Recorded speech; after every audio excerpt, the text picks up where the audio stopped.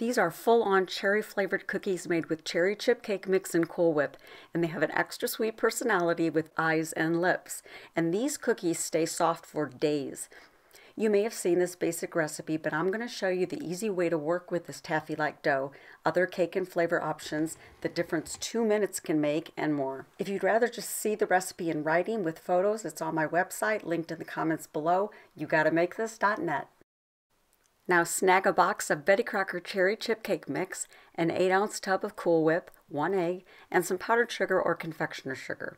This is just to coat the balls of dough, it doesn't go in the blender. I use 1 cup for a full batch, but a half of a cup is plenty, and for these I use a half of a cup of red sugar. You need the Cool Whip to be thawed, but you can let it thaw at room temperature for 15 minutes, which is enough time and perfectly safe. Or if you like real whipped cream, you can absolutely use it as long as it's stabilized whipped cream. The 8-ounce container of Cool Whip is 2 cups, so you would use 2 cups of stabilized whipped cream. And the recipe is on my website. Click right here at the end of this video for the direct link. Click down here to subscribe and let's get the ball rolling.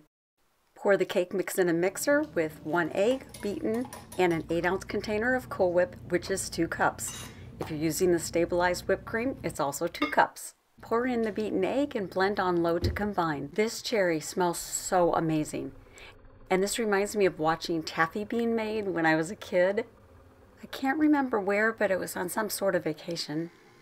I want the cookies to be red so that the white powdered sugar gets that crackled effect. So I'm using 2 toothpicks coated with Wilton Red Gel and blending on low just until combined. Using a cookie scooper is absolutely the best because it makes them round right from the beginning. Using powdered sugar on my gloves keeps the batter from sticking and makes the squishy ball form faster. Even though the batter is sticky, you do not need to clean the scooper in between, but keep powdering your hands. And then add more around the ball so that you get that obvious crackle effect when they're baked. If you don't have a cookie scooper, pull a blob off of a spoon and roll it in powdered sugar coated gloves.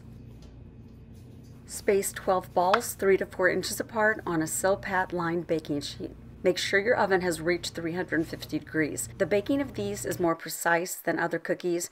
With these, a difference of 2 minutes can make them raw like Play-Doh or done like cake inside. Now let's make these with a sweet personality. There is enough powdered sugar if you just want to make a second tray of the crackle kind, but I'm rolling these in red sugar and not using the powdered sugar for the remainder.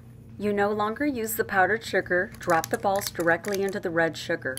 The Wilton brand calls these sprinkles. You'll want to use a wide bowl so that you can roll against the bottom and sides.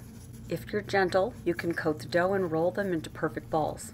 I make sure there's plenty of sugar on them because I want them to be evenly covered when baked, not crackled.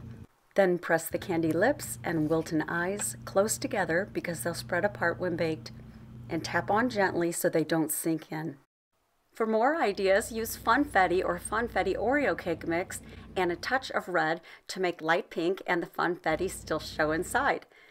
You can also add a teaspoon of strawberry extract to white cake mix and fold in heart sprinkles or the lips candy for a fun surprise when the light pink cookies are opened. As for my cherry cookies, the mix needs no extra flavor. And you gotta make this. And to see all of my videos, don't forget to click subscribe.